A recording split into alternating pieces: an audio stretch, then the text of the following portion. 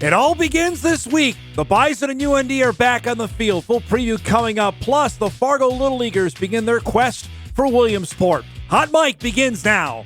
Hot Mike with Dom Izzo. Really? Really, Dom? No. I like what Dom's doing. Okay. Dom Izzo. Jeez, come on, Dom. What do you think I am, a magician? Yeah, I'm fired up, Dom. What else could I say? Absolutely. It was great to get on the field, and then Dom came up to me, and I'm trying to walk away from me. I just wanted to enjoy myself out there. Hot Mike. Great job. There's got to be some kind of intelligent question about something. Coach Dom Izzo, WDAY in Fargo, North Dakota. Can you give me a layup or something? Hot Mike. Presented by Northwestern Mutual. That program is second to none. On the networks of WDAY. You know, if it's not about sports, I find it very hard to concentrate. Here's Dom Izzo. Good Monday morning.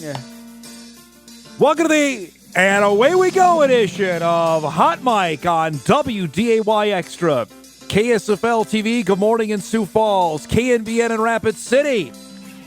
And Inforum.com. Happy Monday, everybody. The 28th day of July is here.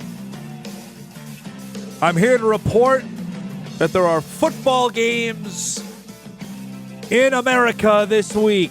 So your long national nightmare is over. We actually have football to be played this week. We have football to be played in this state later this week. Practices get underway on Wednesday and Thursday, respectively, for the Division I universities in this state. And then it all starts rolling after that. Next week, the D2 schools start. Then 2 weeks from now, the high schools begin. So, yeah, it's on here in our backyard. Welcome, everybody, to Hot Mike. I am Dom Izzo, host of said show. Hope everybody had a tremendous weekend.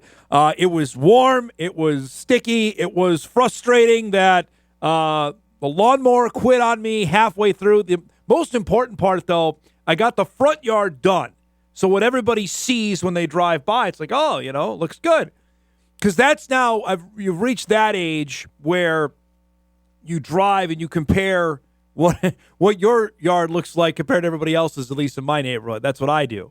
So halfway, it was gross most of the weekend, humid. I hate that. I grew up with that.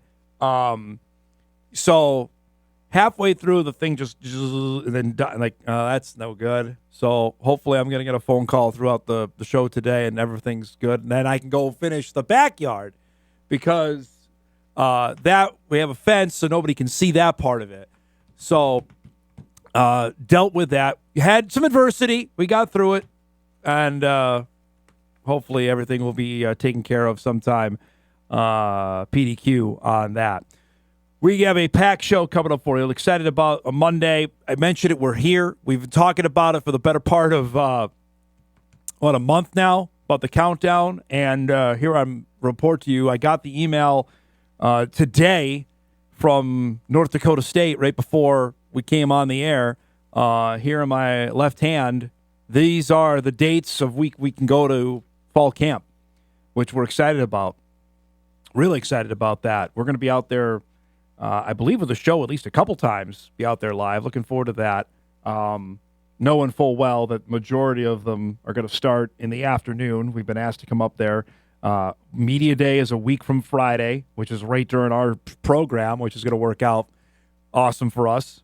Looks like people are getting on board knowing, hey, it's important to be on this program, which is awesome. It's even cooler for us. So it's here. UND begins the following day on Thursday, and then before you know it, Friday is August. And then it really is time to roll. So it's we've made it through. We've made it through, however you want to call it, the Oasis, the Abyss, however you want to describe it. We've done it because the Twins haven't helped us out. The Vikings are going, as I tweeted out on Saturday night when I saw, and we'll show it to you in here in a couple minutes, of what the baseball team down in Minneapolis is going through. At least the Vikes are back going, although Justin Jefferson is injured, which isn't great news. But the Vikes have their first padded practice today, so there you go. It's off and rolling. Much more on some Bison chatter coming up later on in the show.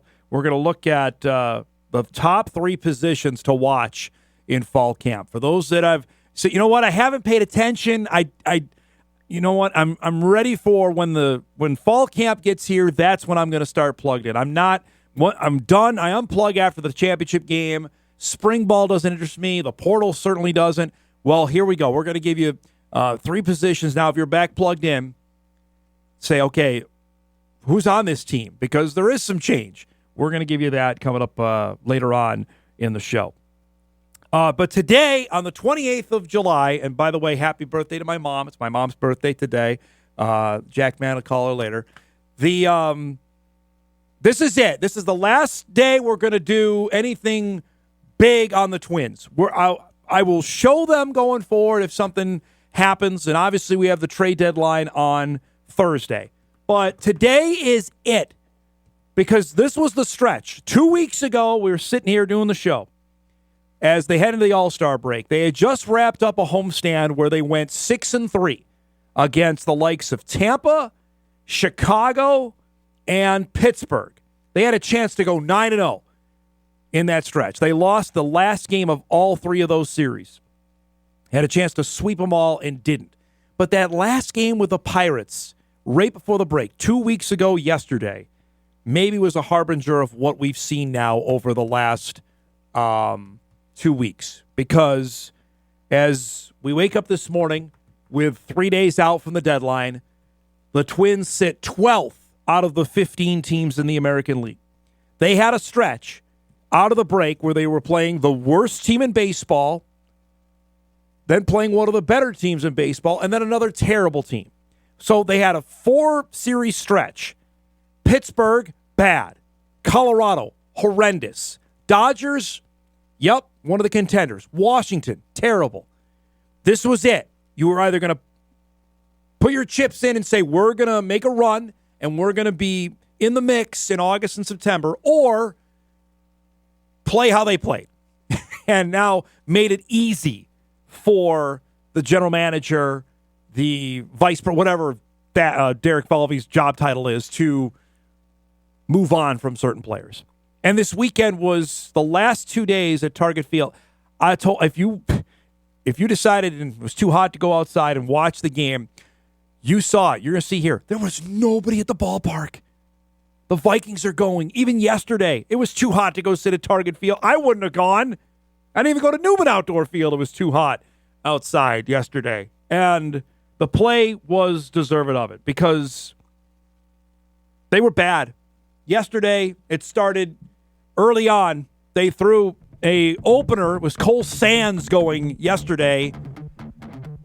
C.J. Abrams, literally the first pitch of the game, is crushed into the third deck at Target Field. I think he got all of that one. And the Nats are out to a 1-0 lead. Twins got a pulse from Matt Wallner, which has been hard to find over the last 2 months of the season. Wallner hasn't had a good year. That's a crushing home run to tie the game up at 1. It's a 2-1 score in the third. Here's another guy who hasn't really produced this year. Trevor Larnach hits a sac fly, opposite field, by the way. We always like that. That plates a run. Harrison Bader, probably his last few games at Target Field, ties the game at 2. 3-2 score. Josh Bell delivers for Pirate great, goes the opposite way. That will score Abrams, makes it a 4-2 Nationals lead. Later in the 5th, this guy was a problem all weekend long. Alex Call delivers with a base hit. That breaks the game open with 2 runs coming to score, makes it a 6-2 Nationals lead. Now it's 7-2. I think they got wide enough lead there. Heck of a throw. In to steal the base was Abrams with a dynamite day, both at the plate and in the field there as he swiped second. Jake Irvin, you're not going to see, who was the starter. Minnesota native, went 7 innings for the Nationals. The final out of the game. The Nationals win it 7-2. Minnesota drops to 3-6 since the All-Star break. They dropped to 50-55 on the season. Irvin was great. 7 innings, allowed 5 hits and 2 runs, and struck out 2 to give the Nationals the win. But it was a long day at the ballpark yesterday. The Nats stole 4 bases, adding insult to injury yesterday in a game where they fell behind right off the hop and never recovered after that. So now they're at 50 and 55. So as you wake up this morning, as I mentioned, the standings, you're not going to see anything pretty here. The Twins now are in a solid 4th in the American League Central. A game and a half back of Kansas City, 2 full games back of the Guardians, and nobody's playing. I mean, I'm looking at the last 10 in the AL Central. The Tigers are 2-8. Detroit's been bad. So here was the opportunity. Detroit was not playing well to buck up and say, okay, let's make a run. Couldn't do it. Guardians are 6-4. Royals 6-4. Twins are 3-7. Going back, they lost that game before the All-Star break. And the White Sox are even playing better. They're at 6-4 over this last stretch. And the wild card, you ain't going to see the Twins there either because it is long out of there. And this goes back to what we were talking about on, if you missed our conversation with Corey Provis on Friday, the amount of teams that the Twins would have to leap over. Because not seen here, the last team is Tampa. Still is Cleveland, Kansas City, and the Angels are still right behind Tampa. Then the Twins. So you're at selling mode here, folks. That's where you're at. It's time now to discuss who's going to be on this baseball team beyond Thursday at 4 o'clock. Real quick, yesterday, just to put a point on the game yesterday, and then we're going to show you some of the – we normally do our best of the weekend. We're going to do our worst of the weekend at Target Field. It said 20,374. There ain't no way there was 20,000 people at Target Field yesterday. If there were 10,000, I'd be impressed with that because you saw the shots. There was a lot of people looking like empty seats in the ballpark yesterday. Saturday night, though, was the ultimate condemnation of this team because we're going to show it to you. There were 3 to 4 plays that happened in the game, and they got blown out by the Nats on Saturday night. And Joe Ryan pitched this game. It started here in the top of the 5th on a routine fly ball that nobody catches, that Brooks Lee can't come up with. The ball actually knocks off Correa's glove on the throw. I mean, this is a Bermuda Triangle play. I get it, but Ty France, no, not moving. Lee drops the ball. I don't know what Deshaun Kersey Jr. is doing out there. This is inexplicable, unexplainable, inexcusable, anything else, any IN words you want to throw in there. It can't happen. It cannot happen. Then Correa has this, which I know it's an over-the-shoulder play, but this was routine for Carlos Correa. Misses the ball completely. And then another one where he can't come up with that. And that's a tough grounder, but he's a Gold Glover. You make these plays. You see there, the Twins are 19 and 20. John, show it to me one more time, and I don't want to see it again because you got to make this play. The effort is terrible on that play. 19 and 29 since June the 1st. That is the worst record in the majors. They have won 1 road series since then. That was in Sacramento that very week, the first week of June, that 4-game set against the A's. They have not won a road series since. They have the worst record in baseball over a 2-month stretch. So what we saw the first, 3 weeks, month of the season, that was it, folks.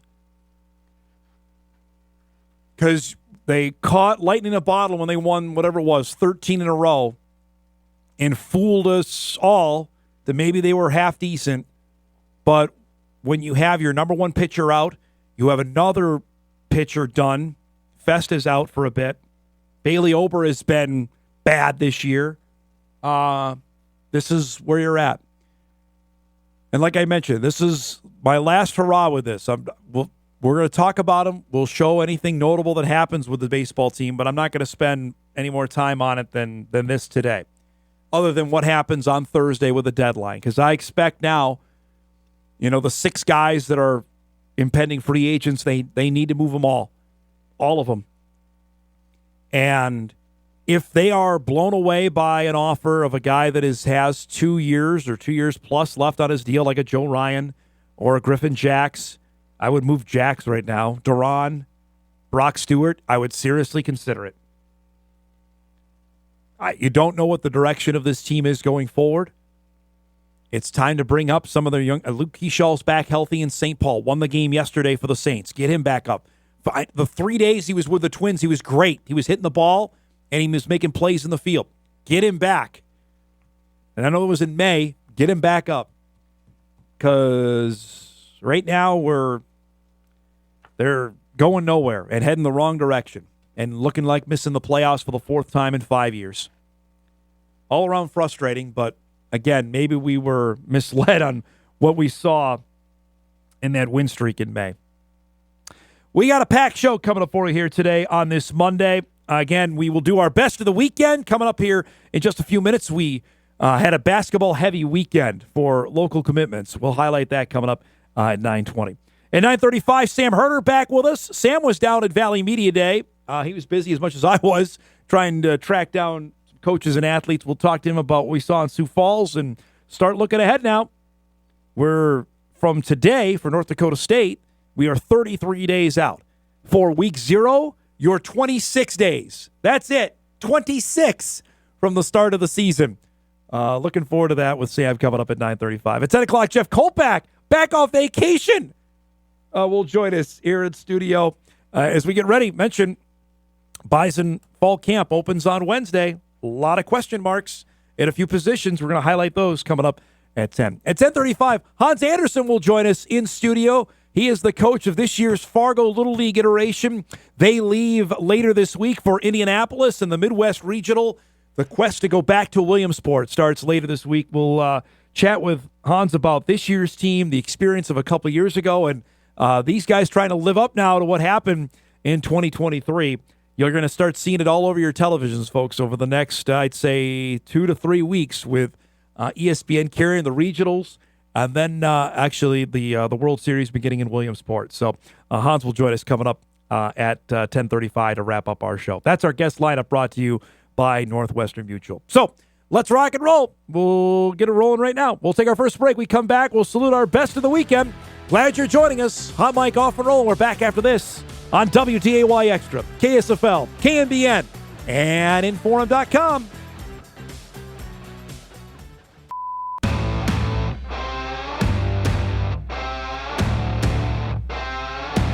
All right, we do it each and every Monday. We salute our best of the weekend. We roll this out as we feature what we saw from the last couple of days. Our first entrant actually happened, as want to do, after we signed off Friday.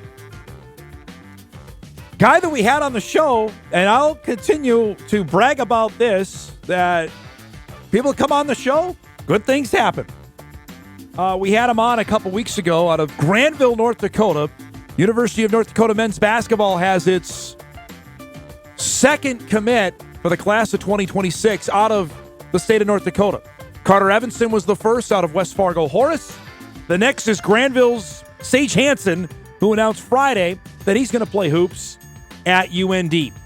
Sage, of course, did not play high school hoops this past season as he transferred back home. We had him on, and I'm hopeful to have him on either tomorrow or later this week on his journey to UND, that he went to a prep school in Utah. His dad fell sick, so he came back home, was denied a transfer waiver by the State High School Association, which is a story we've discussed. So he did not play varsity basketball at all last year and will not be allowed to play until January of 2026 of this upcoming year. But he has torn it up on the AAU circuit, enough so that Paul Sather invited him up to UND. He went, was blown away by his opportunity to go there, and they were the first to offer him, and he's committed. So that's the first in the bucket for, or second, for UND for the class of 2026. He had both offers from NDSU and UND, and he'll play his basketball for the Fighting Hawks. So congratulations to Sage So that's 2 commits for Sather's class of 2026 that are in the hopper for next season. Now, Bison basketball fans were on me on that. Like, well, where's NDSU on this? Well, you'll remember when Evanson committed, I think the next day, Max Iverson committed to NDSU out of Delano. So this news comes to pass. And then yesterday, the Bison got their 3rd commitment for the class of 2026. And they went into South Dakota State's backyard. So for those that watch us in Brookings, and I know there's quite a few, since I'm wearing Jackrabbit Blue today, as everybody will point out, out of White, South Dakota, Chance Schoenfeld is going to be a Bison basketball player. Schoenfeld announced yesterday afternoon that he has committed to play for NDSU. Out of the Brook area, which is just north of Brookings, 6'7", considered the 5th best prospect in the state of South Dakota. Averaged 13 points and 8 rebounds last year for his high school team, which plays in Class B in South Dakota. Told me yesterday, NDSU just offered him last Thursday. So this was quick. The Bison have actually been all over in the state of South Dakota here over this stretch. They offered Blake Elwine out of Huron back a couple months ago. Elwine announced he's going to go to South Dakota State, who's the top-rated player in South Dakota. And they went and got this kid who's, as I mentioned, number 5. 3rd commit, joining Iverson and Amir Danforth out of Illinois. This is a high amount. I'm not going to lie to you, for high school kids that have already committed at this time, which Richmond has said it, that he's going to continue to recruit high school guys no matter what's going to happen with his roster, knowing there's going to be changeover. This is a big deal. That many guys. You don't see many mid-majors having this many high school commits this early in the we're a full year out before these guys will be here. So Schoenfeld commits as the 3rd member of the class of 2026. And you can say, well, wait a minute. They're not getting guys in their own backyard. They're going to South Dakota?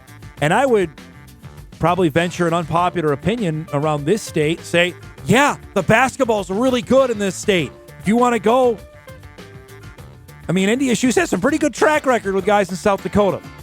One of my all-time favorites, Michael Tweet out of Pierce, South Dakota. That worked out all right for NDSU hoops.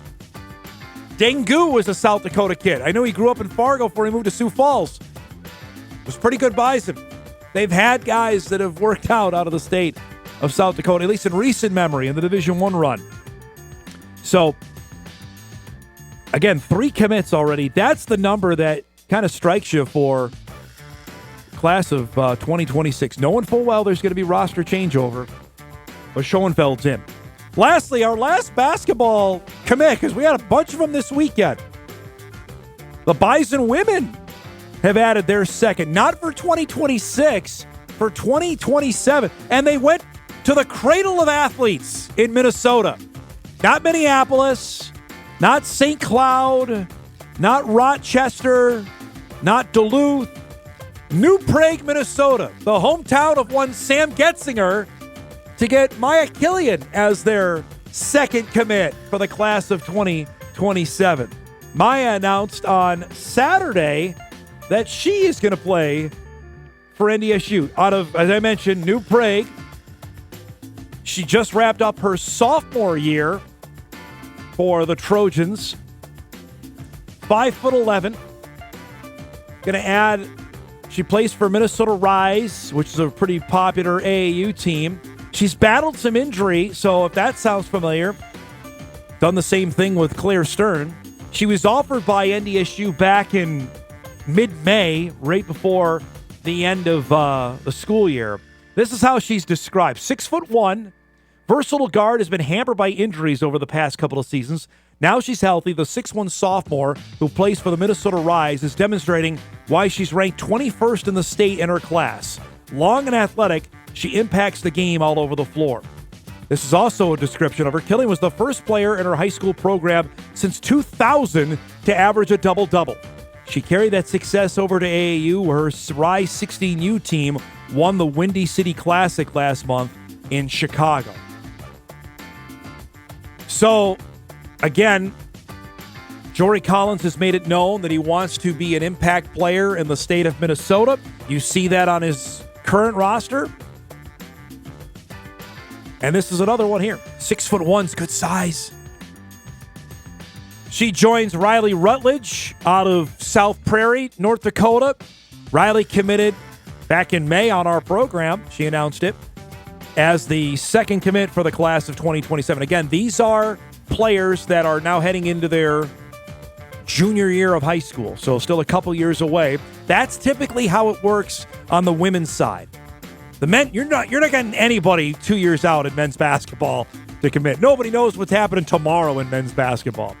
The women's game, that is more traditional. I think the Jackrabbits just got their first or second commit on the women's side for 2027. And I believe the Bison have just one lined up so far for 26. Got to adjust roster size, no one there. But Maya Killian, New Prague. So shout out. So not only Getzinger we got, now the Bison have a basketball player from New Prague, Minnesota. So Sam, who's back from vacation, I think either today or tomorrow, can brag about that. Cradle of Athletes, New Prague, Minnesota. That's our best of the weekend. We do it each and every Monday at 9:20. We'll break. Sam Herder on the other side of the break. Chat everything FCS. We got camps opening up. We'll chat all about that on the other side of the break. Hot Mic rolls on. We're back right after this.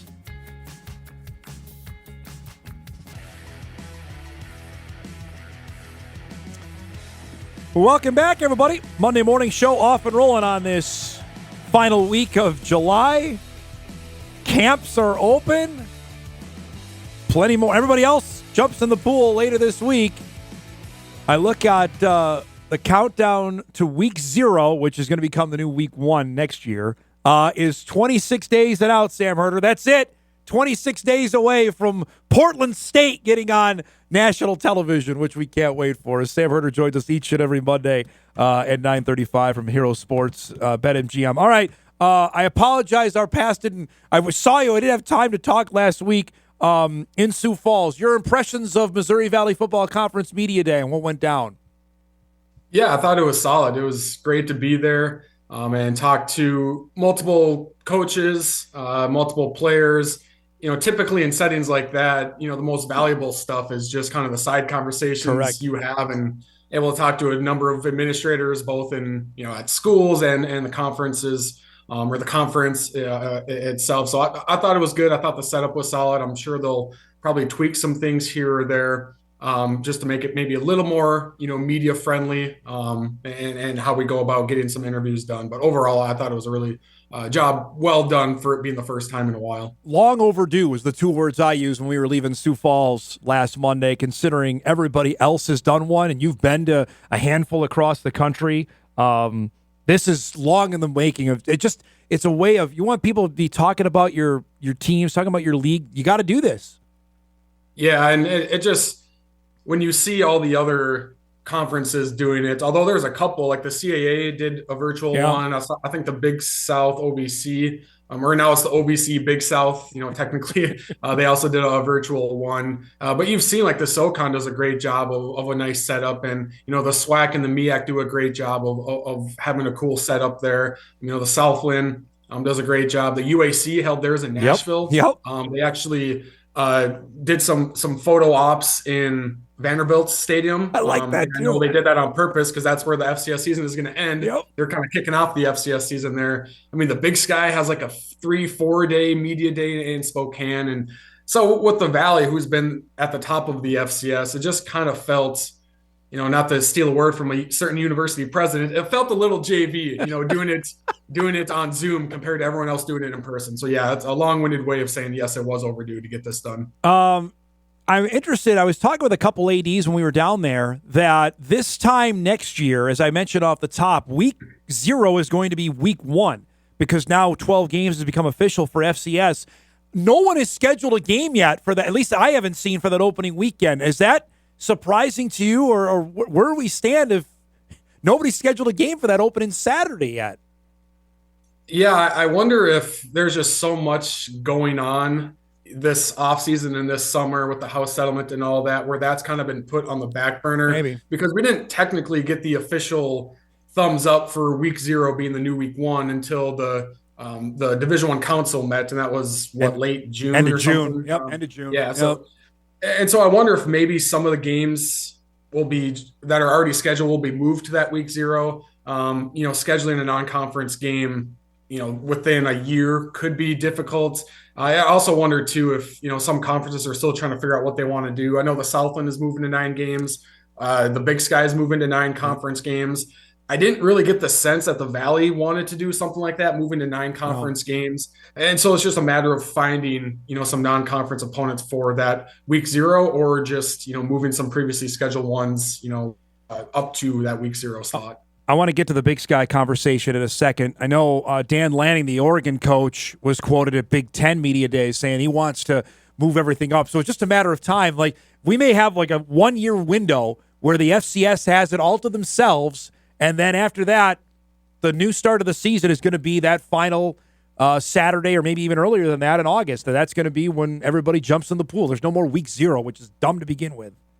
Yeah, we've talked about it. It seems like it's just a matter of time before the FBS also fully moves into week 0, just to get things started even earlier. That provides more flexibility in the postseason, especially in the FBS, as their postseason is getting is getting longer and expanded with the CFP. I know one thing that was brought up to me at the Missouri Valley Football Conference Media Day is trying to get the FCS playoffs off of Thanksgiving. The first round, again, I don't know exactly how you would do that, because if you move it back, then maybe the semifinals are bumping up against Christmas.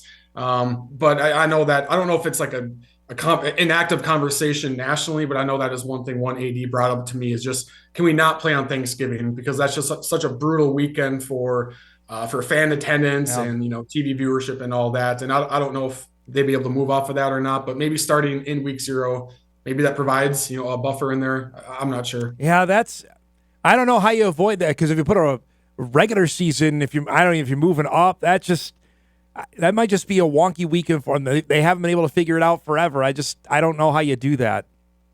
Yeah, I don't know exactly how the calendar would work, especially because you don't want the FCS title game to move off of this Monday slot where they kind of have the football TV window to itself. And so I don't know if that is something that is going to happen, but that's something I've heard. I think I asked some coaches in the past, like, what's one thing you would change about the FCS playoffs? And one is seeding more teams, which we now have. And the second is not playing on Thanksgiving weekend. But again, how would you move the calendar around to be able to get that done? I'm not sure. The big, I thought, note out of Big Sky Media Day, as you mentioned, out of Spokane, was Tom Wistrcill, the commissioner, announced that starting next year they're going to go to 9 league games. Obviously, they're moving to 13 teams with the additions of Southern Utah and Utah Tech. That means they only will play 3 non-conference games. I'm intrigued on this because we talked about it last year, and we both hammered the CAA with the unbalanced schedule. You're not playing everybody. You don't necessarily get a true champion. This could really lead to that in the Big Sky, Sam. If not everybody's playing everybody, we don't know how good you are if you don't play a balanced schedule. Yeah, and that's with the Big Sky, and I think I said it on the show as well, with them adding the 2 Utah schools. I wasn't a big fan of that, just because you add more to your football standings, which means not everyone is playing everyone, and the 2 teams you add haven't been very good recently. Southern Utah's been okay, but I think they're going to take a step back this upcoming year, and so it kind of waters down your conference. And we've seen that with the CAA as well, where what do they have, like 15 or 16 members, or and that's dropped down. Now it's going back up as far as the membership there. But you've seen, like with the CAA last year, you see them kind of have the benefits of this watered down standings and inflated records by getting, I want to say, 4 teams into the playoffs. But they also got punished because they had 2 teams that were 10-2. I want to say Rhode Island and Richmond, but neither of them got first round buys because they didn't have any ranked wins, or if they did, it was 1 ranked win. And so there's benefits to having that big of a conference where you don't play everyone. You can have a lot of 7, 8, 9 win teams, but at the same time, if you're if you're Montana State and instead of playing, Weber State and UC Davis, you play the Utah schools. Yep. Well, that's 2 less ranked wins, potentially. I know Weber hasn't been ranked, recently. So I don't know. I don't necessarily like having, these big conferences. You wish everyone could play everyone, or maybe you just avoid one team within your standings, because your playoff resume can really be interesting to look at when you have a conference that is that big. I'm interested too if how that you mentioned about the seeding wise, if you have teams in that league now that play 9 games and don't play the tougher competition, that they get rewarded. If they're Rhode Island is a great example last year. They go 10-2 and get a top 8 seed, but we don't really know how good they are. Yeah, and that's why you kind of would have wanted with this extra game added that it would just add more non-conference games. Yes. I think that was the initial thought where, week 0, not even week 0 Saturday, but Thursday, you can start playing games for the FCS, and that can create some nice TV windows. So that's one exciting part. Yep. The other exciting part is it could open the window for better non-conference matchups. But if every conference, and I don't know if every conference will do this, but if most conferences just decide to add one more conference game, that kind of takes away from, having nice non-conference or better non-conference matchups. And so it'll just be interesting to see how it all shakes out. I got this email to ask you, what if Valley teams play each other as a non-conference game? Because that could be, that's a way around it. It's a non-conference game, but you're playing a team if you don't play them in your league, if you miss them on the rotation. I don't know how I feel about that one. Yeah, I mean, it's an option. Yeah. I know the SWAC does that a decent amount where they play each other a decent amount in the non-conference. So it's not a conference game, but they still play each other. There's positives and negatives of doing that if you're the Valley, because, I mean, if you're South Dakota and you want to, have a nice playoff resume and a nice strength of schedule, it's better to play Illinois State in the quote unquote non-conference than it is to play Mercyhurst.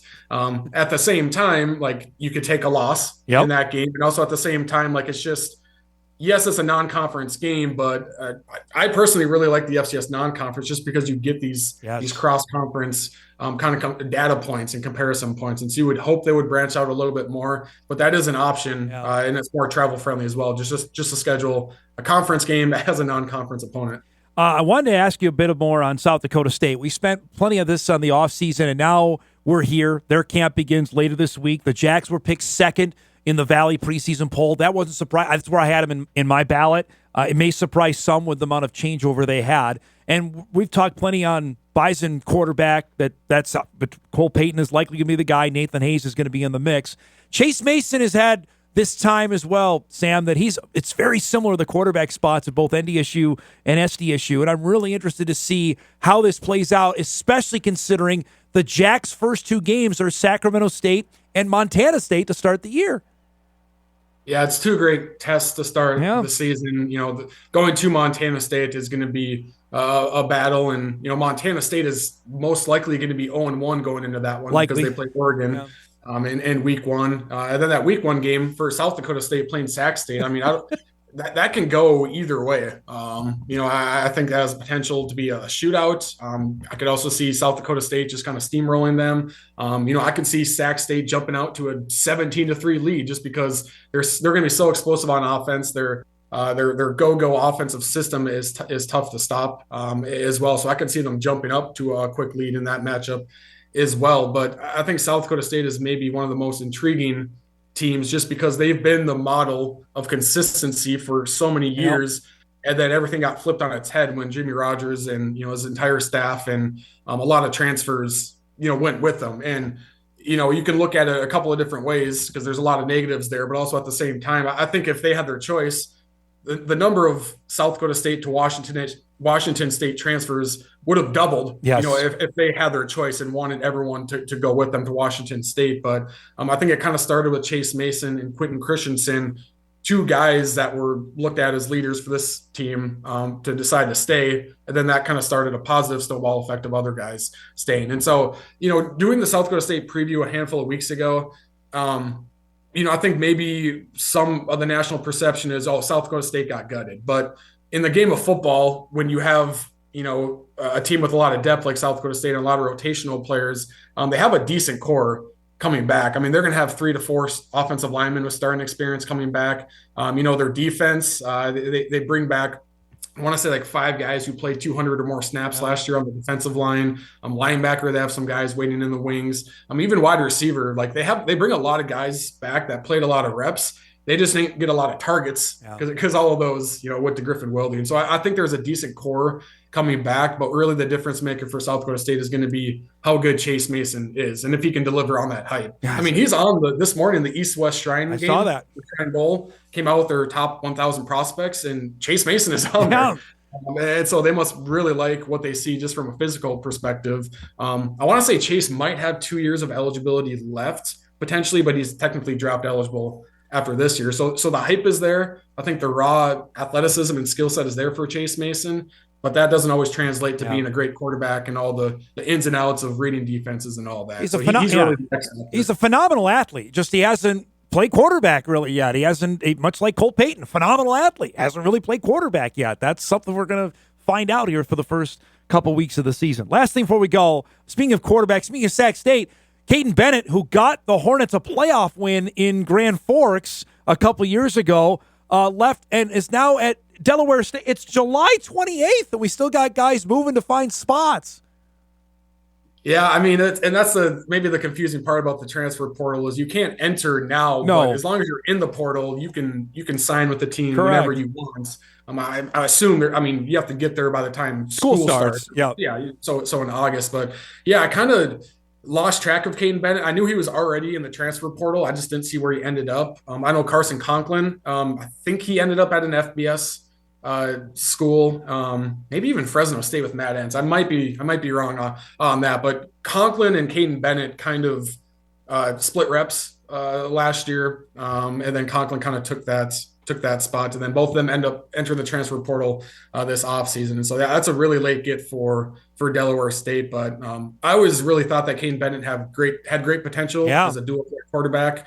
He flashed at times. There's also some inconsistency issues as well, which is why I thought Sac State felt a little bit better with Carson Conklin. But now both of those guys are gone. And, Jaden Rashada is now at Sac State, who's a well-known name from the Power 4 level. So just a lot of movement still going on in the portal world. Conklin is at Fresno State, by the way. So you had it there. It just, you're right. I think for fans to think, well, wait a minute, how can the guy be moving? If you're in there, you have until the semester starts at whatever school to potentially sign. So there are guys that, again, late free agent signings, I guess. We see it all the time in training camp in the NFL. I guess why wouldn't we see it in college football happening in July and August? Great to talk with you, bud. Next week, we're in August. Game time. We're getting right around the corner. So appreciate the time as always. Yeah, thank you as always. Appreciate it. Sam Herder joins us each and every Monday at 9:35. Give us the lowdown on FCS football. Mentioned we're 26 days out from week 0 to get ready for the 2025 season. We'll break. We'll come back, wrap up our first hour. Big second hour coming up here on this Monday. Glad you're joining us. Hot Mic rolls on. We're back right after this.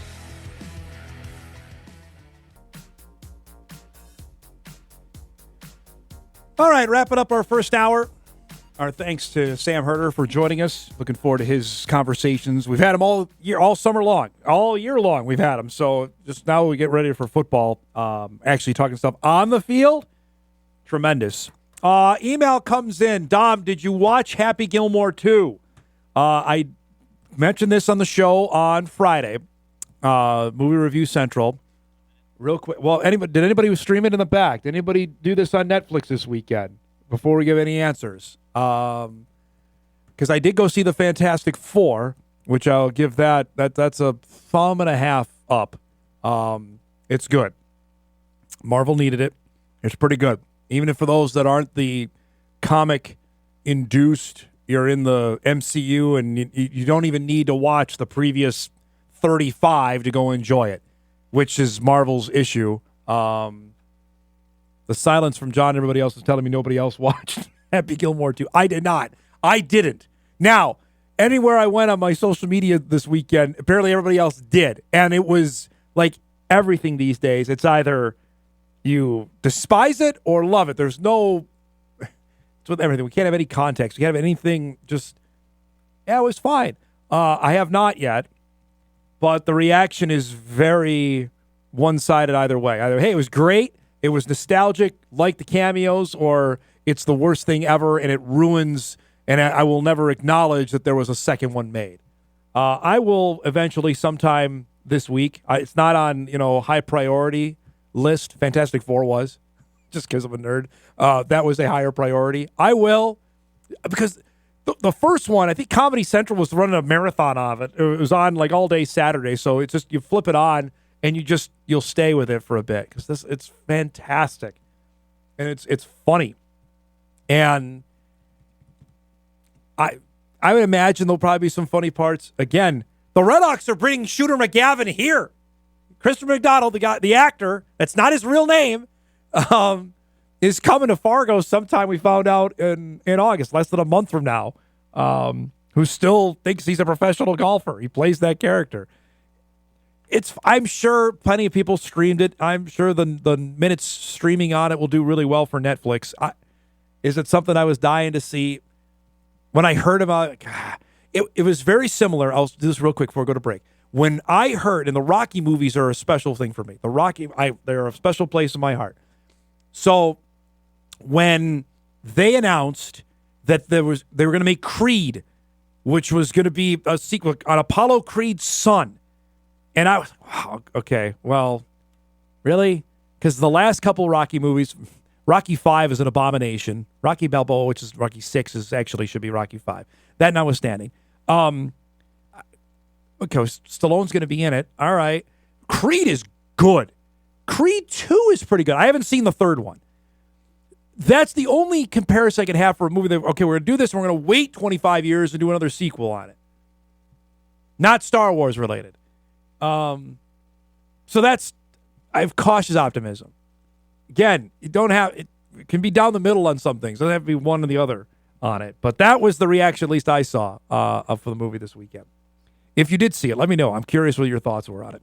We'll break. We come back. Noted golfer Jeff Kolpack will join us. We start our second hour. Bison Open Camp on Wednesday. What are the positions we're going to keep an eye on? We'll hit that and much more when we start hour 2 after this. This is Hot Mike. Hot Mike. On the networks of WDAY. Here's Dom Izzo. It's that time. An author. Offensive production, number 1. Number 2. I forgot. Golfer. It'd be like going on a 3-person best shot, and we were saying, Kolpack, you got to make a 25-footer every time. You wouldn't putt first. I'd have Tim putt first. And one heck of a TV personality. This game is for the Cooper Cup. It's the Forum's Jeff Kolpack. 4! I should have yelled 2. All right, everybody, here we go. Hour 2. Jeff Kolpack joins us. His appearance is brought to us by Northwestern Mutual. We missed you last week. We were busy doing Valley Media Day, as you were as well. What did you make of what the congregation was like in Sioux Falls? I thought it was outstanding. I did. I thought it was outstanding. I hope they keep doing it. I think we will always try to be there, certainly. Yep. So I missed last week. Was there a barbecue here that I didn't get invited to? 2 weeks ago we had it. You were in the midst of your vacation there, so I didn't see the memo though. I would have came over. Hey, the hot deal was that day I was going to the dentist. Right later was whether to eat before or wait and see if there'd be anything left over afterwards, and I decided to go for it and eat before. Fine. I see my point on the pecking order here.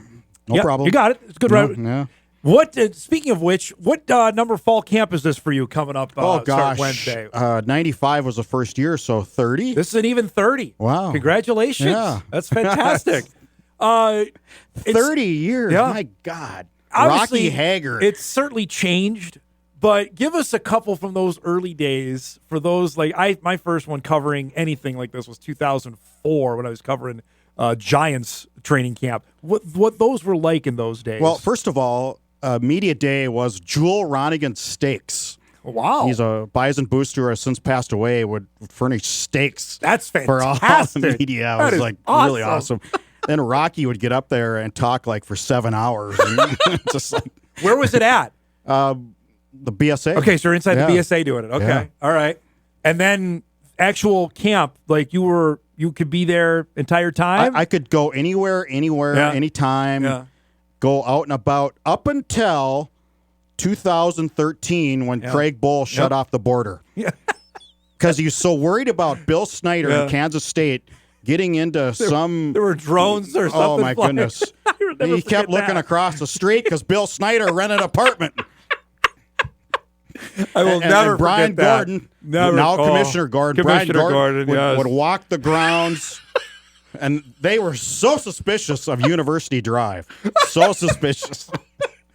Well, for They good kept looking over cut- there. For good reason. Forward Communications, our pilot brought binoculars to Frisco the year before. So no wonder Bull was on red alert on that. I will never forget that. Like, BG would be looking over, and those houses are almost, some of them are gone now that have been knocked down, but be literally scanning over. And meanwhile, people could just park and watch practice in those days, because remember at that time they were redoing the practice fields now, which is completely gone because the new indoor performance is. So they were practicing beyond the old soccer, where the soccer field used to be out there behind the track complex. That's where they were practicing. And paranoia is real in football. Oh, and I'll give you a sample of Richard McDonald, who our friend who designs the fields with the Dallas Cowboys.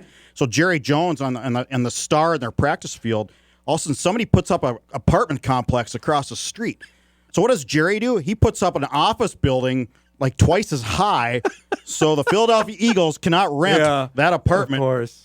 And study the Cowboys' practices. The only reason I ask about that, just of the evolution of what the practices were like, because there were 2 days. There were 2 days when I first started much covering. more intense. It was crazy. The Oklahoma drills were going, all that stuff. That's not the case anymore. I shouldn't say intense. I mean, they're much more comprehensive, I guess. You had 2 or sometimes 3. I think Rocky had 3 a days. Yep. I mean, you had full pads, and it was knockdown, drag out and stuff. As Craig there. Bull once said, the old practices were last man standing starts.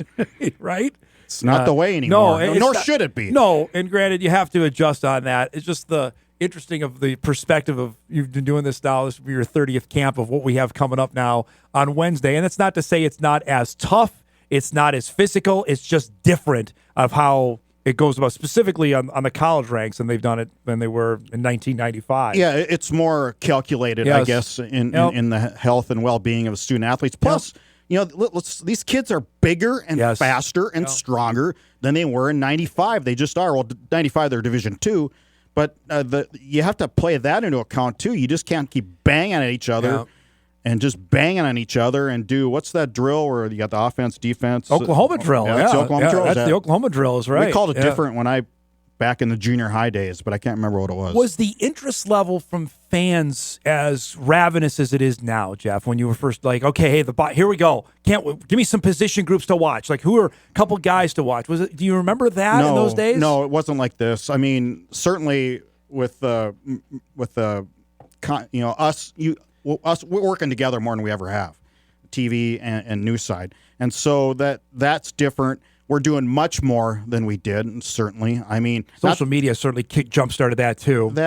Although my first camp was, again, 1995. Lou Ziegler was the editor, and so I was like, okay, I got to impress the editor. Yeah. This is my first time. Yep. So, and after the first month, he goes, well, and I'm just working hard.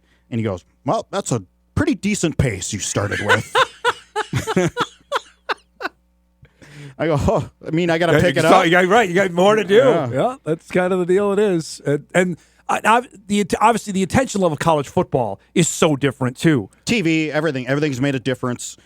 Certainly the fan base has grown exponentially, and so there's that. I think we have readers now with digital products all over the country that get the news the same time as our regular readers in Fargo-Moorhead or West Fargo and in the area. So with the phasing out of the printed product, the actual newspaper, I think it's brought a whole new part of our fan base, and we're growing. And when, as you know, Forum Communications, our digital subscriptions are growing at a much better and bigger pace than the rest of the country. I think interest level to me always is very depending on the storylines heading into that particular season. Last year it was obvious of new head coach, opening with Deion Sanders in Colorado. That was no-brainer what you had. This year, okay, you have a changeover. You have a new quarterback. You've got 5 new assistant coaches. The schedule opener isn't necessarily headline grabbing. This is a more subtle, I think, way of a fall camp's going to go in for Bison football. Yeah, not as big of a bang to open up the season. No. Although I think the Citadel, personally, I'm so looking forward to it. Just in the military school, everything is different about it. I can't wait to see it and get there. But yeah, it's different in that regard. But attendance isn't maybe what it used to be. But do not take that as a sign that interest is not what it used to be. Yep. Because we see our ratings. Absolutely. Yeah, the interest level of Bison football is still there. It's not waned at all. It's just the amount of people going to the games is a whole other deal. What I am interested on and we're going to get to this here in a second, maybe we'll save it for our next segment, the individual position battles, which is something we will always talk about. That, to me, is really intriguing this time around. And not even quarterback. Offensive line goes without saying because there's going to be 3 new starters there, 2 new starters at the linebacker spot. That, to me, is what the next month is all about. Is for me as a broadcaster, you as a journalist reporter, of identifying these guys are stepping up, and these are the ones that you're going to need to pay attention to once we get to August 30th. And once we get to August 30th and we get into September, here's what I'm going to pay attention to.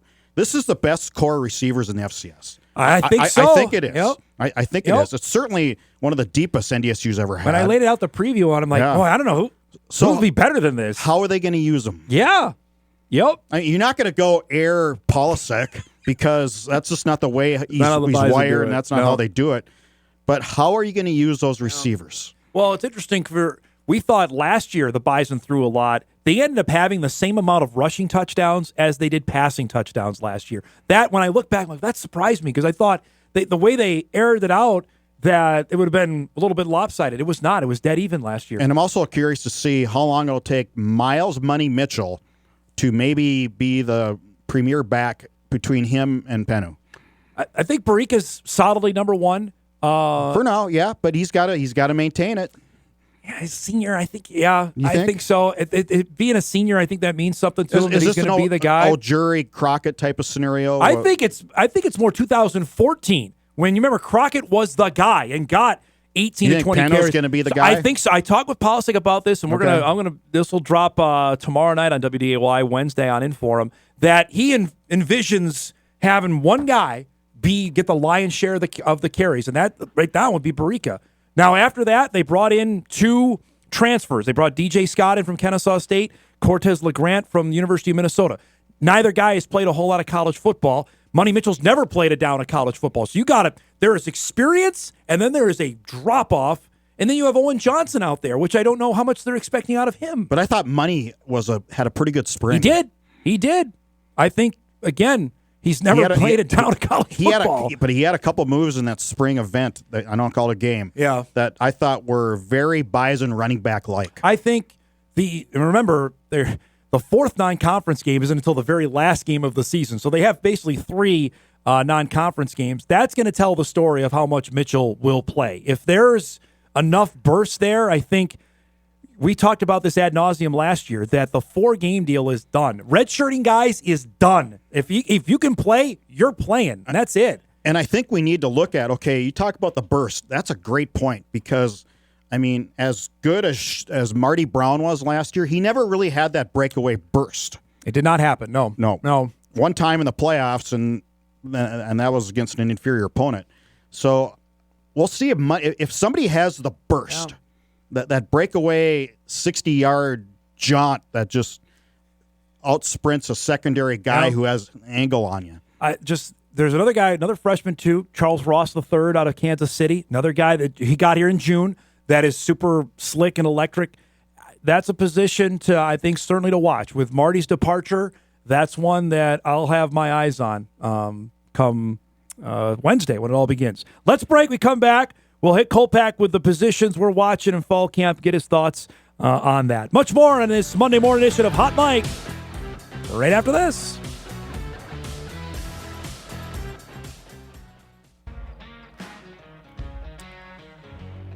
Welcome back, everybody. Jeff Kolpack back with us. His appearance is brought to us by Northwestern Mutual. Our friend Randy Reinhardt, who works for the Bloomington Normal, the Pentagraph, which is a great newspaper name. A little basketball news here. Illinois State basketball coach Ryan Peden has confirmed senior Bowden Skunberg has suffered a knee ligament sprain, but expects Skunberg to be ready to go when practice begins. Remember, he's been hurt a lot. He missed all of last season with a foot injury. So he's using now. This is his 6th year of college basketball. He still has 1 year to play, but we'll see if the Jamestown kid get out there and play at Illinois Happy State. Gilmore, thumbs up or down? I didn't see it yet. Oh. So the vitriol reaction online was one or the other. Either it was great, fun, or it's an abomination and never should have been made. Yeah, I got overruled to watch it last night, although I did see the fall of Favre, which... How good was that? Well, this morning my son left some stuff behind before he moved out, and he has a Favre jersey.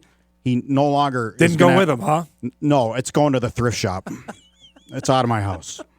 What he Not did... a good guy. Not a good guy. No. I mean, I know he's not found directly guilty of the funds, but... Not good. Seems rather suspicious. Yeah, there's a lot of stuff going on. A lot of smoke around that fire. All right, so I put down 3 positions for us to watch in fall camp and for our viewers and listeners to pay attention to with the Bison Open on Wednesday afternoon. So, and this can go in any order here. Put up on the screen here, Kolpack. I put offensive line number 1. There's 3 new starters there, which we'll get to in a second. Defensive tackle with the loss of Cody Heisman in the portal in April. Depth you're talking about. Yeah, here. I think the Bison there have just a couple guys that have played. And then tight end at number 3. And that seems, you might roll your eyes like tight end, but that's been a critical spot to the Bison's success. And they just have unproven guys they're going to have to play there. So you can go off. What position you want to start with? Well, first of all, I'll agree with number 1 just because it's such a staple of the program. And new guys. Yep. Unproven guys. We'll see. I mean, I think Bo Johnson, that's a big no doubt guy to watch in fall camp and in September.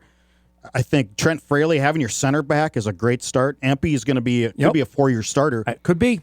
Lewinsky's got experience. And I'm not as concerned about that as I am tight end, just again, because what is there, 7 catches left? 7 career receptions of guys that have come back on the roster at the tight end spot. So they got to find some guy. Again, yeah. I'm not saying they're not good enough. I'm just saying they're unproven, and you got to find that vertical threat a little bit too. Reese Kessel, I look out for that guy. Okay. So that'd be my one guy to watch. But I would put offensive line and tight end 1A. Okay. You could, but defensive tackle, yeah, it's a depth thing. But you have Dutenheffer, I think is really good. Keenan Wilson's really good. Who am I missing? Logan Larson is the other guy that's back and now. He's been around a while too. So this is offensive line. That's the new right tackle. That's Josh Magan from Shakopee, Minnesota, who came in as a defensive lineman. That's another guy to look at there. That's Devin Lockerbie, who could take that other guard spot at the right guard spot, depending on how things play out. That's a guy that Polsek has talked to you and me both about. Now, this is he's trying to light a fire on him, too. This is his 4th year in the program. He's a 4th-year junior in Una, and that's Bo Johnson there, who's going to be the left tackle. But going back to Lockerbie quick, you have talked to me about this for time immemorial here. Normally, year 3, time to get going. Year 4, certainly, if you're not on, then this is the time. And you're right. Polsek has put his name out there to say it's either put up or shut up time. Well, it's a big September for him. No doubt. Absolutely. That Lockerbie could be that guy. Jack Lewinsky is another one who started a couple games last year. Nate Schneckloff's name is in there as well. So that's the competition, Tasted, I think. Nate right? Tasted could be, I think is probably going to be likely the backup to Magan at right tackle, but that's something to see play out. But those young guys that Matt Entz went and got, his last recruiting class, he got Koyokasin out of Minot. He got Tasted, which is a guy that Polsek wanted to get when he was at Wyoming, and the Bison won on that one. That's a big one. The other one is Noah Stummis, whose name we heard quite a bit about from Watkins, Minnesota, who's also now a 3rd-year sophomore, I want to say. That could be in them. He's a huge kid. He's like 6'7". Yeah, it's a matter of him putting on the weight. Correct. He was 270 something last year. That's the position battles. But if you're looking right now, I would imagine if you would go left to right, I would on July 28th, and we'll see how it goes August 30th. Johnson is your left tackle. Left guard is Empey. Fraley is your center. Right guard is up in the air. That's either Lockerbie or Lewinsky in my mind, and then Magan's the right tackle. Last spring, was it, when I was on this show, your show, I questioned whether anybody was over 300 on the offensive line, and like a few days later, Jim Kramer texts me. He's in his Thanks, office. Coach. Thanks for watching. He's in his office with Trent Fraley next to the scale that said like 306 or something. They're all going.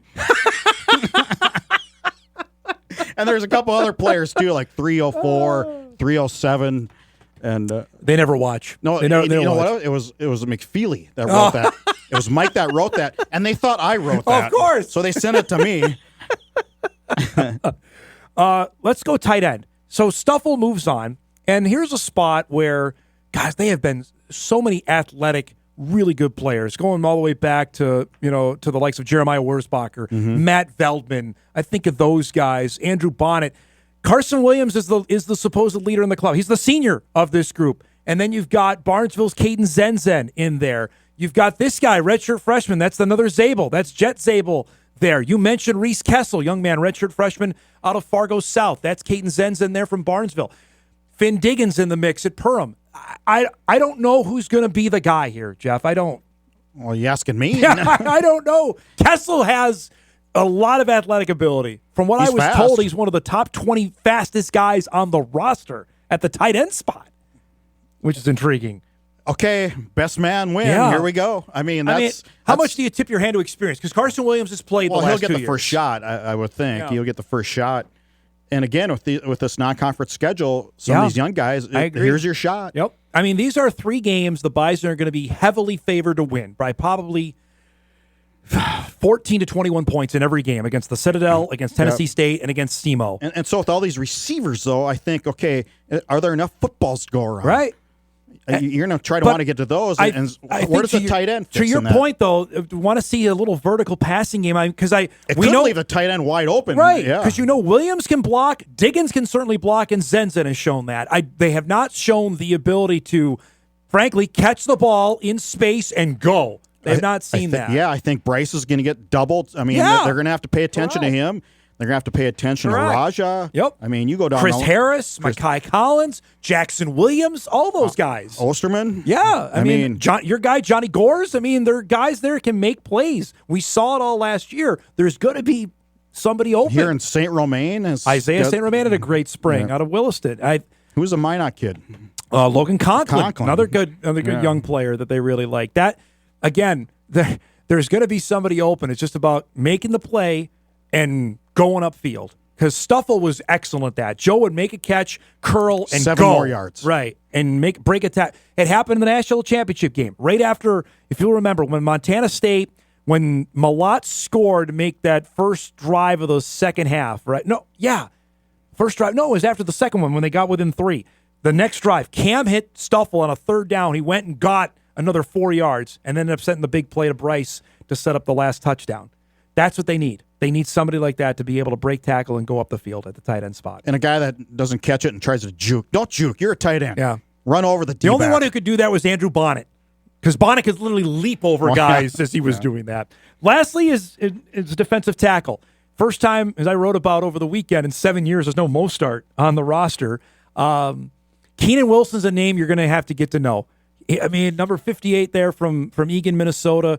Another, got to tip your hat here. I know fans may have been begrudging about Matt Entz when he left. Entz did a heck of a job recruiting. He really did. He got this kid who was highly sought after in the Twin Cities, and he flashed last year, Jeff. I think he's got the real potential to be a run stopper in the middle. That's what you need to win at the FCS level. You got to be really good at the D line, and which I think if you look at, it's the hardest position to recruit. Guys get poached all the time because depth at D-line at the FBS level. And look what happened. I mean, Heisman went and got paid handsomely at Virginia Tech. I mean, Cody Heisman stays. This defense has a chance to be 2013-esque, in my opinion. I still think they could be really good. I think they'll be really good, but too. But Heisman, that's a tough loss because Cody was, look at what he did the last 7, 8, 9 games of last year. And we haven't talked about losing Enoch Sibamana to the portal either, but I think Donovan Woolen is I don't think that's going to be as big a loss as maybe some believe. And that's no discredit to Enoch. I think it's more praise for what Woolen brings to the table. Is Peter Haugo going to fit in there? I think he's going to play too. I do. I think Haugo, Alta Peter, the Fargo and Moorhead kids are going to play quite a bit, along with the guys we just mentioned. And you bring back a 2-time first-teamer in Kopp, and Staling's good. Staling's got athletic ability. And he's got the middle. size. They haven't had a 235-pound middle linebacker in quite some time. Nick DeLuca? I was going to say at middle, probably. Yeah. DeLuca's 240. No. Jackson Hankey's Dave's going to get mad at me. I can't remember how big Jackson was. I don't know if he was 6'3", though. I don't think he was 6'3". I think he's 220. Yeah, I'd have to look now quick. But That spot, and then another kid who got plenty of attention as well during the spring was another Fargo kid, Oliver Luck from Fargo Davies. He's going to be the backup to Staling in the middle. That's another guy that had a really good spring that could potentially get some run. He was 6'2", 219 his senior year, Jackson Hankey. So they haven't had that. And Hankey was a great middle linebacker, really good. He played bigger. He did. He certainly played bigger. Absolutely. But I don't believe they haven't had the athleticism in the middle since Nick.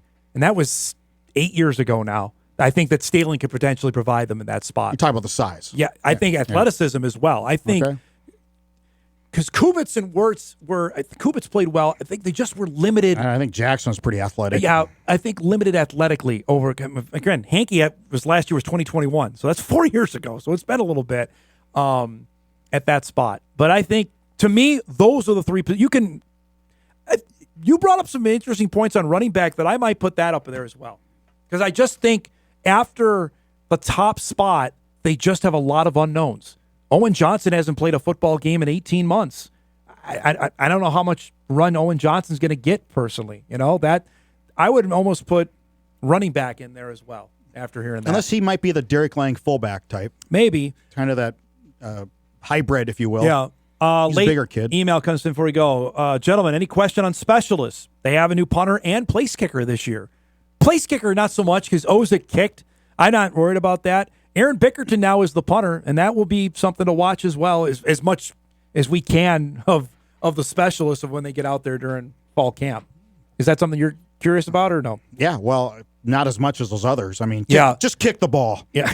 Kick it. Don't get it blocked. Yeah. I think we visited with him at the end of spring camp. We did. And he's been a starter. He started for 2 years at his previous school at Howard. Big guy. Yeah. He's not small, and he spent the last couple of years at specific punting camps. I think he's got a boomer of a leg. I'm really interested to see what they get out of that spot. But I agree, to your point, though that's not ahead of any of those snapper spots. Bowers is back. Caleb Bowers is back for that's his a big third deal. year. Yep. Here we go, man. All right. Year 30. We're looking forward to seeing you out there on Wednesday. Are we having steak? Can somebody in the name of Jewel Ronigan provide steaks? That's unbelievable. So you had that full sit-down meal? Yeah. I guess you needed it if Rocky was talking for that long, certainly wasn't right? as many of us covering it either. Well, there's a lot less covering it now. That's unfortunately the case around here. Great to see you, man. We'll see you on Wednesday, all right? Jeff Kolpack joins us each and every Monday at 10 o'clock. Give us the latest of what's going on at NDSU. We'll break. We come back. The Fargo Little Leaguers are leaving for Indy later this week. Head coach Hans Anderson will join us in studio, get us ready for what they have coming up. That's when we come back, right after this.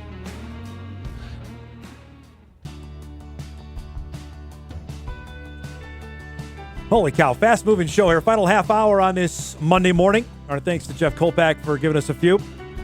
We've reached that time of the year. We got football training camps going. The Vikes are going. The Twins have already checked out on. But that doesn't mean that's all for baseball, because the Fargo Little Leaguers are on their way to Indianapolis later this week. It's become tradition that we have the coach in studio. So, Hans Anderson, you got a lot to live up to, because there's been some guys that come in here. Gigstad's in here all the time talking about how much he knows about baseball. Yeah. He'll let you know it. So exactly right. So you got to live up to it. Who's the coach, not only of the Fargo Little Leaguers, but also at Fargo Davies. I was wondering this. Are you the only coach that Davies baseball has had? I can't. Yeah. That's what I thought. I'm going to say that. Yeah. I don't mean to date you, man, but I remember interviewing you when you got the job. Gigstad and I used to talk, because he still coaches with us, and we were the young ones way back, and now we're the old guys, yeah, right? So it's been a while, yeah. I was thinking that when I was texting him, like, gosh, I think Davies, he's the only coach that Davies has ever had in those early days. I mean, I've talked with a bunch of other coaches, Manson, about this all the time, about the early days of, and with the late, great Jason Thiel, just about what football was.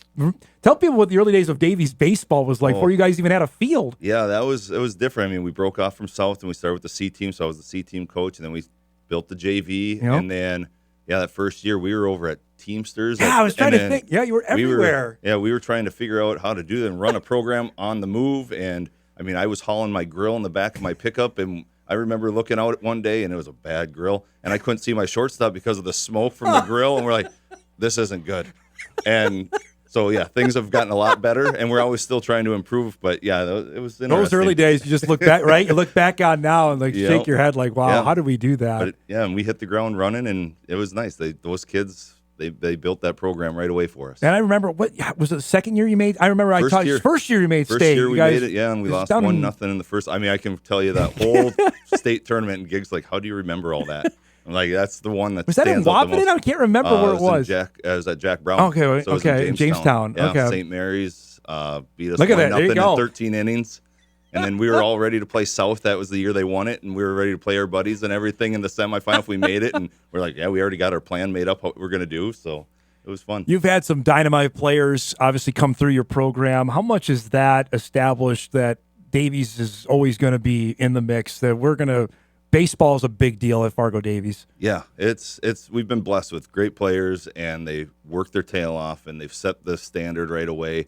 And then even we had to rebuild for a couple of years there with numbers and whatnot. But the last couple of years, those kids, they stuck it out, and some kids came back, and they've done a great job, and it's nice to see. And now we got the freshman and sophomore group that's going to help kind of reboot. And, yeah, we just don't have a lot of fall off usually. I got to give you a little shout out on a hard time that you were dabbling down in the SEC this winter. Yeah. Because Cole Hage was on the show, I want to say, right before the NCAA tournament started. And, you were down there, and I believe Grant went as well, right? Did Gibbs take it down there? No, he couldn't make it. It was prom for his senior daughter, so he couldn't Can't come. get out of that. No, it was me and Coach Sober. Okay. So, yeah, we describe that of seeing a guy you coached now playing in the top level of collegiate baseball. That was awesome because, it was him and Drew. There was Yeah. Texas and Kentucky. So we're like, we got to go visit the two of them.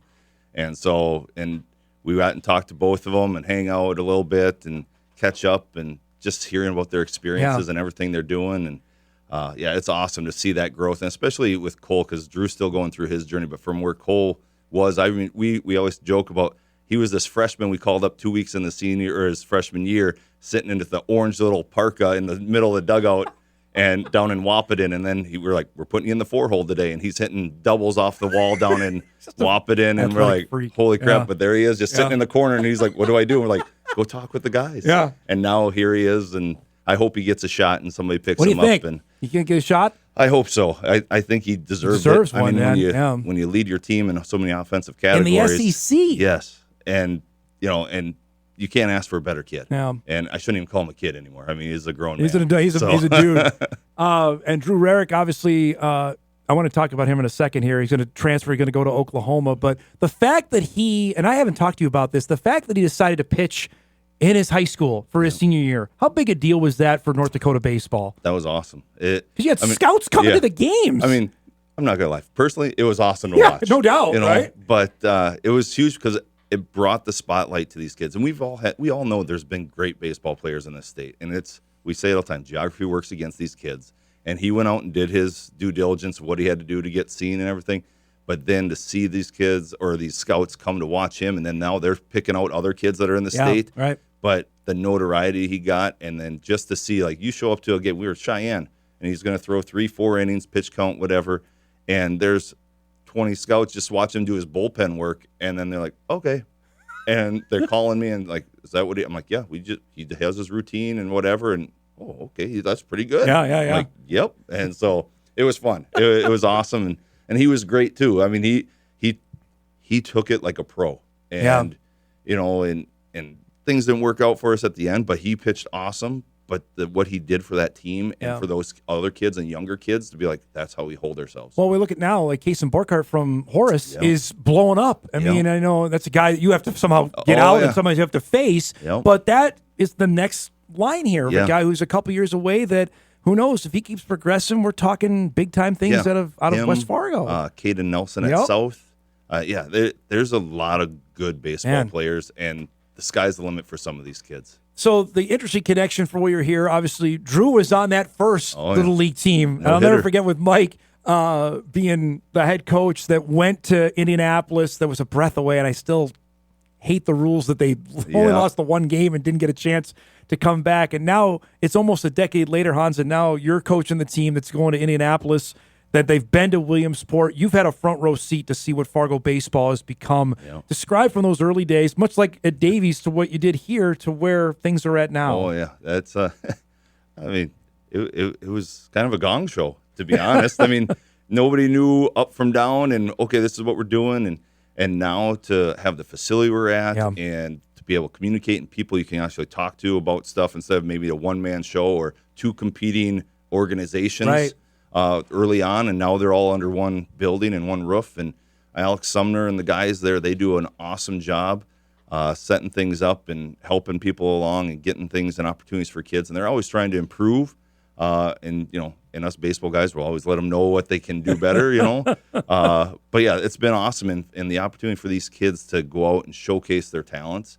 And, like last year, we brought Drew in when he was in town. Yeah, he that's right. Talked to the guys a little bit and told them what it was like because they're like, he's one of the originals. And so, and last year, Landon Meyer came when we were doing some pitch contest, and he was working at and they're giving back, working at the fields, helping out and stuff. Awesome. And he's like, "Oh, I'll give you $5 and throw 3 baseballs for you." And they're like, "Oh, he throws hard." And like, "Yep, he does." So it's fun, and the kids enjoy that stuff. Being coach, what are the responsibilities, especially like this week? Line up travel, you get on the bus, you're heading. ESPN's going to want to talk to you guys. What's this week like for you? Got a couple practices. One's going on right now, so I'll head over there as soon as we're done. And then practice tomorrow. We jump on the bus Wednesday, show up Thursday. We have check-in and opening ceremonies, and we play 9 a.m. Central Time on Friday. You're first out of the chute on Friday, huh? So it'll be fun. Like last year, we ended up being the late game because of weather, so we played under the lights. So that was a cool experience. Neat. And now we're the early game, and we're like, all right, good. We'll play.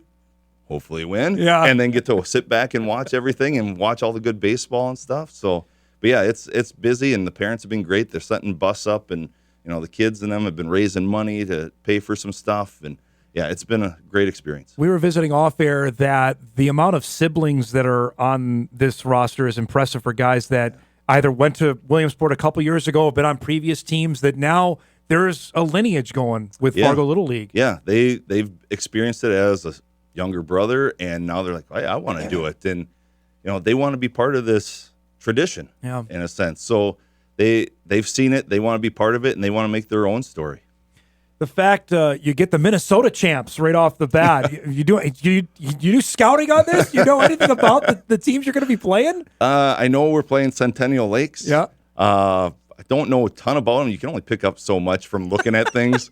I know a couple people on our team have kind of watched a little bit because they're like, oh, let's kind of see who we're playing. But I mean, you don't know really until you show up and you see it. They're like, oh, you hear this guy, he throws hard, or oh, they do this. Until you see it, you don't know. But we're just going to go and play our brand of baseball and pitch, play defense, and situational hitting. Some of the towns, Hans, are, the team from Sioux Falls is going to be there. Kearney, Nebraska has always been good. Webb City, Missouri, I know has been there before. You mentioned it's Circle Pines, Minnesota that's sent in one.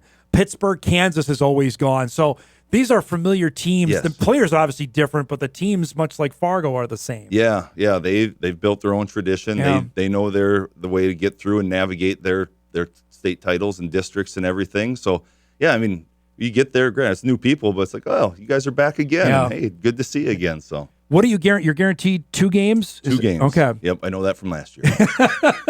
How much is it to think, okay, it was 2 and done. We want to, I know Grant, when he did it, like, we want to go as far as we can. Let's push it as long as we can do it. For sure. Yeah, I mean, last year, we didn't get the outcome we wanted, but still a great experience. Yeah, great experience. The kids still talk about my youngest son, who's on this team too. Last year, we're like, hey, you want to buy a T-shirt as a memory, whatever? He goes, no, I'm buying one next year. I'm like, whoa, let's pump the brakes here.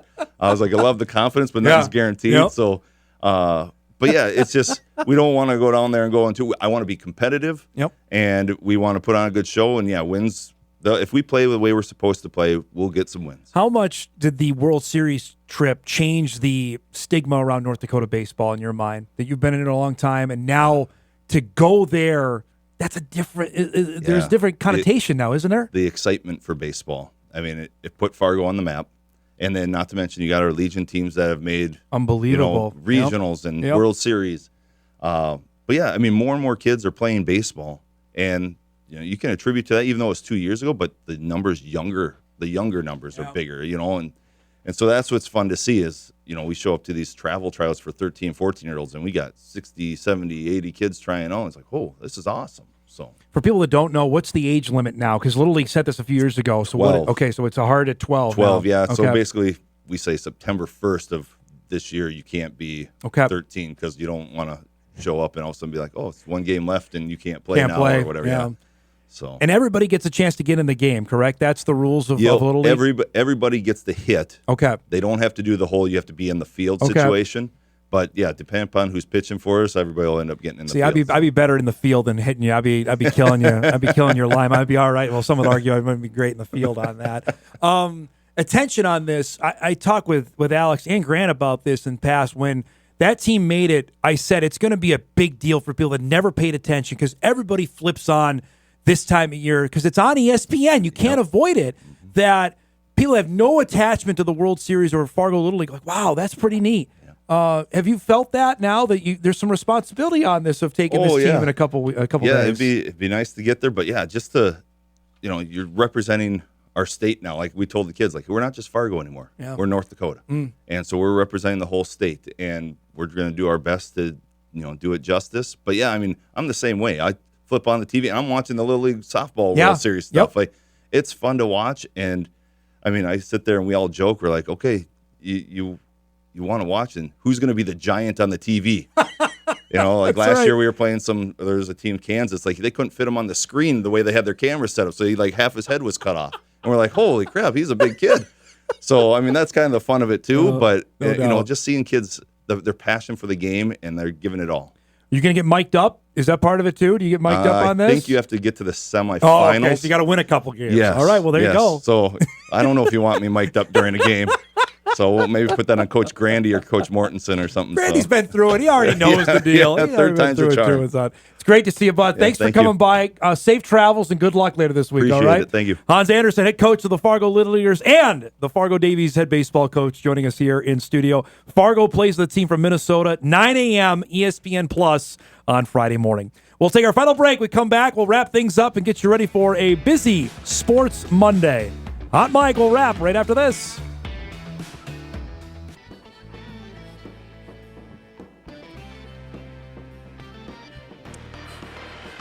All right, wrapping things up here on a Monday. Fun show today. Appreciate all of our guests coming by. Saw this story post when we were in break. Jeff Passan from ESPN, the great baseball insider. We've talked about this with Corey Provis when he's been on about the looming baseball war. This is what he tweeted out. We can throw this on the screen. Philadelphia Phillies star Bryce Harper stood nose to nose with Major League Baseball Commissioner Rob Manfred during a meeting last week and told him to, quote, get the bleep out of our clubhouse if he wanted to talk about a salary cap, sources told ESPN. Okay. So if that's the temperature of what we're dealing with in this setting, great. Sign you up for either a lockout or a strike coming up after next season, because that doesn't sound good. If one of baseball's biggest stars is telling the commissioner to get the F out of the clubhouse, if he wants to talk about salary cap, doesn't sound good. You don't have to be a labor lawyer to figure out that maybe the tension is high between the two sides, which the economics of the game, as we know, are way out of whack, much like they were 30 years ago. And we know what happened then, which they swore would never happen. We would never lose another World Series. It's already seems like we're on DEFCON 5 there with both the union and the owners. Stand by for that, folks. All right, holy cow, we got to roll. Let's do some what to watch here before we get out of here.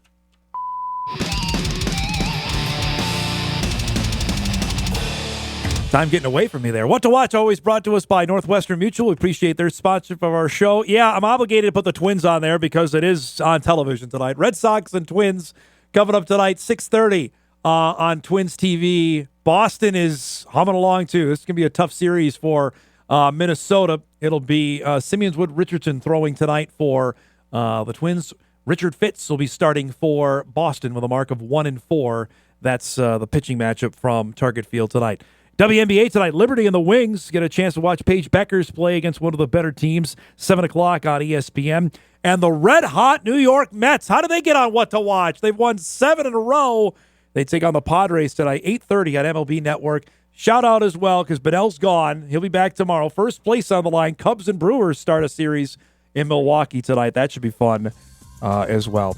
We got to roll. Thanks to our guests today, to Sam Herder, to Jeff Kolpack, and Hans Anderson. If you missed any of the show, you can podcast it later today at Inforum.com. You can watch a full replay on WDAY+. Have a great Monday, everybody. We're off and rolling to start the week. We'll see you back here tomorrow on Hot Mike on WDAY Extra, KSFL TV, KNBN, and Inforum.com.